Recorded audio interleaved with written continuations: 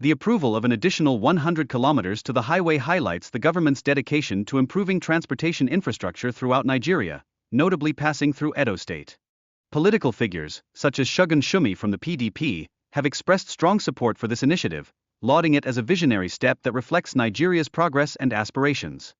During a public discussion, David Umahi, Nigeria's Minister for Works, underscored the significance of the Lagos-Calabar Coastal Highway, pointing to ongoing construction and its potential to spur economic development. However, the original purchase of 12 hectares for 50 million naira, coupled with its later valuation, raises concerns regarding the integrity of the land transaction. Investigators are also looking into the identities of investors and their payment methods. In addition, the lack of proper documentation from the Lagos state government regarding construction approvals has heightened the controversy. Investigations into past demolitions and land utilization continue. Furthermore, the participation of diaspora investors and the necessity for transparency in their transactions is paramount. Questions surrounding the allocation of land beyond the stated 12 hectares point to potential mismanagement.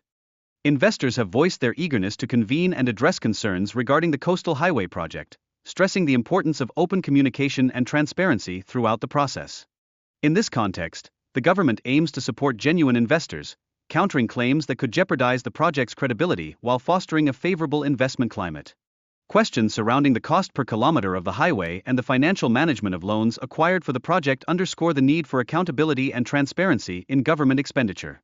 Umahi clarifies that the project design and soil reports are still underway, making it challenging to ascertain a precise cost per kilometer at this juncture. Comprehensive evaluations will take place once the project design is finalized.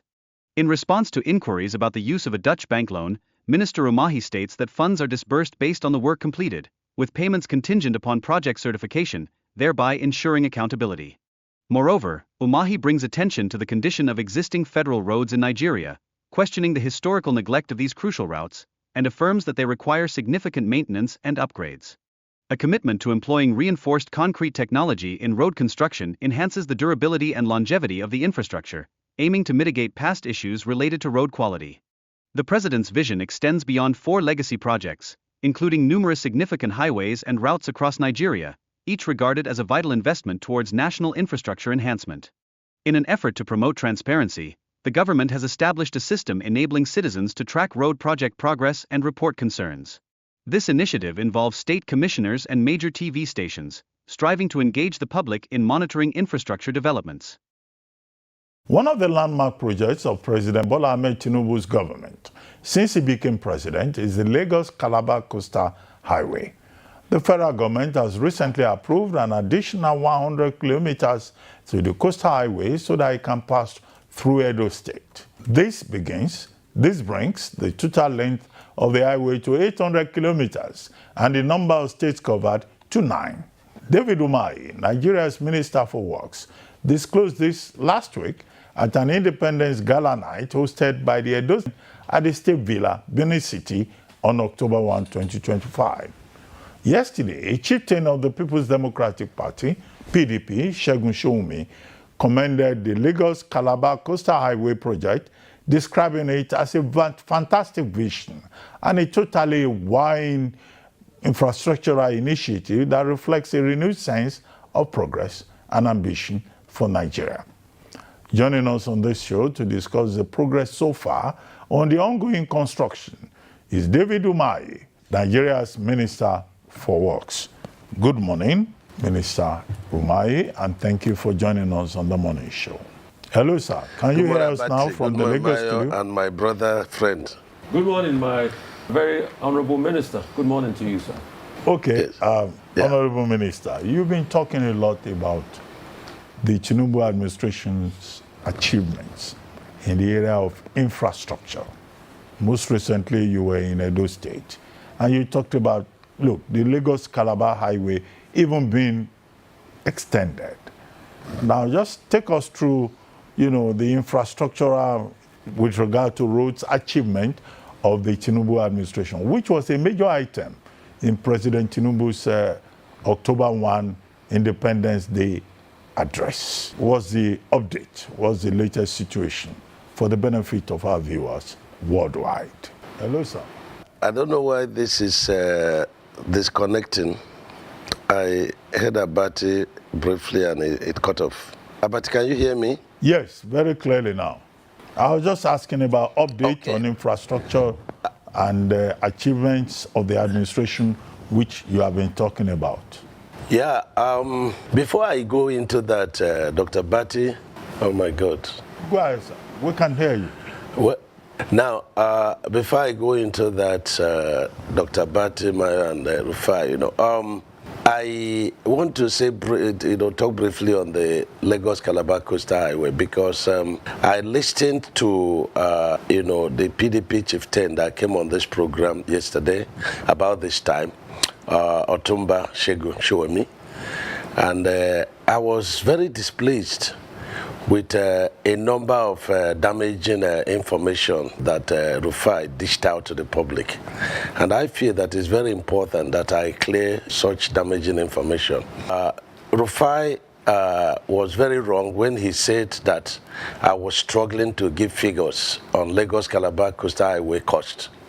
That is, very disrespectful because this is my profession.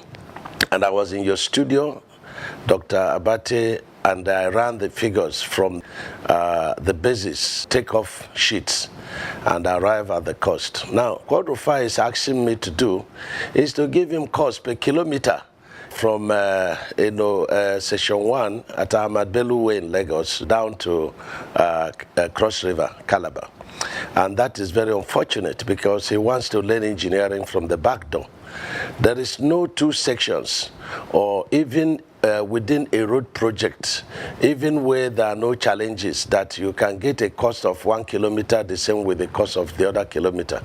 And I thought that I had sufficiently explained the cost of the coastal highway, and I thought that each time there was award of any kind on infrastructure and other awards in Federal Executive Council would always come out and then give out the analysis to the public. And so what Rufai was saying was very inciting, and I think he's very good at doing this, and he should desist from that because it's actionable. Number one, the Section 1, the 30% component of it is Naira denominated. The 70% is a loan component. And he knows that this loan component was put out to the public by the developmental bank. The Dutch Bank put it out to the public, to financial institution. And he knows that this, subscription, it was oversubscribed by $100 million. And they said that, the cost of the coastal, highway was very cheap. And they had to come to site to inquire about the standard, why the cost should be that low. And so I have done all that I should do, but if you decide to stay, before the public and then damage information because you don't like one administration, the other, it's very unfortunate. But that job is ongoing, and I hope that Rufai will have the opportunity to follow the road, one time to appreciate what the president is doing. Now, he took on me again on Winhomes. And I want to, put him on a task. This Winhomes, I'm sure that he had decided not to understand the truth about it. The woman that is in charge of Winhomes development, from available facts before me, bought 12 hectares of land from the villagers, the natives, according to her, in 2022. And bought it 12 hectares for 50 million naira, not dollars, 50 million naira. And these investors, what I have, because they have contacted me, two brothers bought 5 hectares. One more bought 5 hectares. That is 10 hectares already, and they're all based in Nigeria. And the 2021, she has started selling, but the document I have says she bought this land in 2022, and only 12 hectares. And then she was selling 21 million naira, not dollars, in 2021. And as at the time we started construction, she started selling a plot for 70 million. And a plot is 675 meters squared. That is what her own plot, was said to be. Now, these are the questions. Who are these investors? That's number one. Number two, you bought, 12 hectares within a very developed area, for 50 million in 2022. If you go there, you see a lot of houses around there. And so how come, was it properly bought from the native? That's number two. Number three, did you register the concern with Lagos State government? Can you put up the document before the public? You should send it to, the attorney, Mr. Rufai, so that he can look at it. Number four, who are the people that bought this land? Did they pay in dollars or they pay in naira? Should be able to publish it. Now, I took journalists last week to Lagos at the point of, and the rise was there. And they had to explore the entire premises. And if there were, buildings there and they were demolished, the tendency is that you will still see even some few rubbles there. If the land was reclaimed, you will not see the original vegetation. So they didn't discover any evidence that one building was put up outside the gatehouse, which we demolished. We, valued it and we demolished it, and that was 19 million. That's what they valued it for. And then there was also no evidence that there was approval for any building by the Lagos State government. If there was, they should put it forward. Number five, they should also show us those buildings where they were located and the monitoring of those buildings, the Lagos State government, because you would not be building without being monitored in Lagos State. So these are the issues. And she contracted civil society organization. And when I demanded for these documents, she started quarreling with them. So why are we not probing into issues that could damage the country? And why I'm interested in this matter, for us to dig into the end, is because she's using diaspora investors. Who are these diaspora investors? Can she publish their names and how much they paid and the allocation given to them? As of today, from the information available to me, she has allocated more land, modes of land. If you multiply it by 675, you'll be getting about 22 hectares of land, whereas what is on paper is 12. And her land is bounded by a very weak fence and about 10 meters of very funny constructed, drainage. Okay. And so the whole thing is, it is there for everybody to go there and see. Minister, has Rufai gone there to sit? Minister, And lastly, on this, yes. I need a right of reply. And I'm sure you will allow me do a right of reply, because it's obvious you came for me today, my very good minister friend. Rufai, hang on a minute. I'm still talking. Hang on a minute. To finish. After you went to report me to, you can finish, but after you reported me to President Tinubu, you are on here with me again today, but it's fine. I will respond to you, Minister. Go ahead. You were quoting about am I on? Go ahead, Minister. We can hear you. Go ahead. We can hear you. Okay. Yes. Now, the third one, Rufai became an attorney, darkening counsel without knowledge. She said, oh, there is a case in court. Yes, there were and there are still cases in court. The first case was 39, people that their properties were demolished and properly evaluated, and they were paid. Even shanties, the president directed us to pay. Because he wants to alleviate their problems. Naturally and normally and by law, we don't pay for shanties when they are destroyed. You pay for properly registered, properties, and when you destroy it, you pay. Now, the 39 of them, which Winhomes was one of it, the court dismissed the case. Then she now single-handedly on her own went to Federal High Court and instituted another case. That case is on. Probably that's what Rufai, SAN is quoting. And then there's also another case she instituted that this diaspora investor, there was no registered, evidence. And so they cannot sue or be sued. Now, the question is, in the court did not put any injunction against the work. And in any case, we had passed the road even before they went to court. If somebody sues you, Rufai, and says that, you passed, against the traffic, which you did sometime, you broke the law. And it does not mean that you are restricted unless the court evidently says so. So these are the issues. Now, the investors who are resident in Nigeria, with me and you, they have come to me, they have sent me a letter, they want to come to the office to see me. And I'm willing to see them. I wanted to take on the woman because when she's using the issue of diaspora investors, it makes other people, genuine investors that want to invest, to be afraid.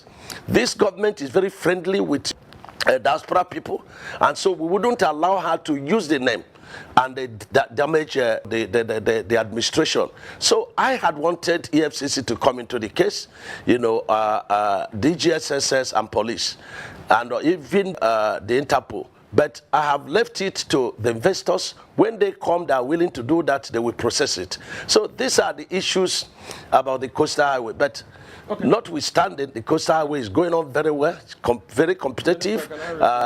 We are in session 2 now. We've opened session 3 and 3B, 65 kilometers in Calabar and Akwa Ibom. This section 4A and 4B going on at Ogun. And also at Ondo. I would like to interject. This so that is about the coastal highway. Minister, Minister, I would like to interject. This monologue is quite long. So at first, Minister, after you had gone to report me in front of President Tinubu and said all sorts, anyway, I am not beholden to you. My job is accountability. You are too small for me to report you to the president. No, but they are empirical. You are too small Minister, for me to Minister, let me speak. Minister, let me speak. I have empirical evidence. The world watched it on the commission of the project when you mentioned the questions I asked you to the president. That was reporting me to the president officially. The world watches, so you don't need to dilly-dally about the empirical facts. I don't talk without facts, Minister. When I have my facts, I talk. And I insist on my question when I ask on cost. Let me only address you. Minister, you will not allow me speak. The problem is you will not allow me speak. You spoke for over 20 minutes, over 10 minutes. Because you don't know what you are speaking. But you will not allow me speak. You see? If you can just keep quiet and be calm and just allow me speak, I'll be happy. All right? So my question still persists as regards the cost per kilometer. You cannot tell me that we don't have a right to know the cost per kilometer. Even if it's an undulating landscape, give us all the facts and the details of the cost per kilometer. That's all we'll ask for. Other questions as regards the loans taken. Let me finish. Let me finish. Listen to me. Minister, you will not allow me to speak. The minister will not allow me to speak. No. Don't do that with me. Minister will not allow me to speak. I was in your studio. Minister will not allow me to speak. And when the first section was on, and I ran the figures. And what you're asking us is 750 kilometers of coastal highway. We should tell you cost per kilometer. So you multiply by 750. That's nonsensical. No, so tell me the cost per kilometer. There's nothing too hard for you to tell me that figure. You've not still told me that figure, so I was right on that point. The second point... Because you don't understand anything. The second point I'm trying to make is You don't understand anything. I'm a professor in this field. Okay. You don't understand anything. What university gave you professorship in this field? And you cannot ask me to tell you a cost. What university gave you professorship in engineering? I didn't know you were Professor Umahi, Minister. I didn't know. So... Please, I'm professor in practice. I'm professor in practice. Okay. I understand engineering very well. So secondly, and you have no knowledge of what you're asking. If you will let me... You have no knowledge. If you will let me ask questions. So you keep quiet. Okay. And then stop, Minister, it's all right. Keep dignifying yourself and let the world see you for who you are. If you allow me speak, the other 100 kilometers that you said they've added to it, we would like to know the cost per kilometer of that one. And the Winhomes, the case is in court. Now, I would like to know the cost per kilometer for that one. I would like to also know the over 700 billion first tranche of loan you guys got for this project. Has the money been spent? How was the money deployed? I would also like to know. I would also like to know the terms of that loan. All right? How many years? What's the payback period? What's the payback moratorium of that loan? And for the Winhomes, isn't it interesting that as somebody that's been a governor in the state, you know the law, a case is in court, and then you're coming to talk about the details of the cases in court. Because you denied that the case was not in court. Now you've already accepted that the case is in court. So is it not just better you thrash it out with the woman that has been reporting a case in public that we all heard, and I ask you questions based on that? So, Minister, just answer the questions. I've got no axe to grind with you. You know that. We've spoken many times. In fact, when your people call to book, I booked them, and I said you should come on air. So please just tell us those information. It's very important, Minister. I'm not hearing, even though this guy is not. Yes, you know, in certain cases in court, you say you do no case submission. Rufai does not know what he's talking, and I think he should come to one, how to talk. Number two, Mayo. He answered the question. How have the loan been spent? What's the cost per kilometer of these new 100 kilometers? How much is it going to cost? And how has the cost been spent? All right, Minister Umahi, you have the floor now to please respond to the questions that have been posed to you. Okay. Number one, it makes me, to laugh at a very high level of ignorance. I was in Edo State, and I said, listen, the president has directed 100 kilometers of the coastal highway to pass through Edo State. And this man is asking me how much per kilometer. This 100 kilometers has not been designed. There has not been a soil report on it. And so why are you asking me to, is it to name a child or to do a birthday for a child that is still in the belly of a mother? That's what he says. And he's doing it. What is the cost per kilometer? What is the cost per kilometer? Listen, in this kind of project, you are not dealing with a cost per kilometer. You can't say this is an average cost per kilometer. So I'm teaching you English now. You can talk about an average cost per kilometer because every 1 kilometer is different in cost from the other kilometer. So you can talk about average cost per kilometer. Now, Rufai, that project has not been designed. The soil report is not out. That process is ongoing. And when that is done, the ministry will do their own evaluation. We now go to BPP and ask for selective tendering of the project. And when people have tendered, then we will now evaluate and send back to BPP. BPP will now evaluate and we send back to Federal Executive Council. It is at the end of Federal Executive Council approval that we'll be able to say this project is costing this amount and the average cost is this amount. Did I answer you? Okay, so you have not designed that project, yes. What about the cost per kilometer of the one you have done thus far?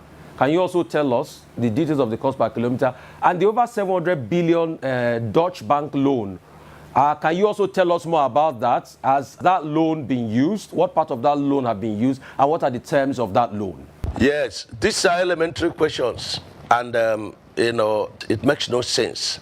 A process is ongoing. Payments is being made, and you are saying, how has this money been utilized? The money is meant for the project, and the money will be paid according to work done. When a certificate is generated, and that certificate is approved, through a process in Ministry of Works, and then it will be given to the funders, and the funders will come and they will check, is this work done? And if it is done, they will release the foreign component of that loan. That is the process. And if I have to continue to teach Rufai this profession, then there must be payment for it. Because it's darkening counsel without knowledge. The cost per kilometer of the work done thus far, Minister Umahi. All right, Minister. Cost per kilometer of the work done thus far.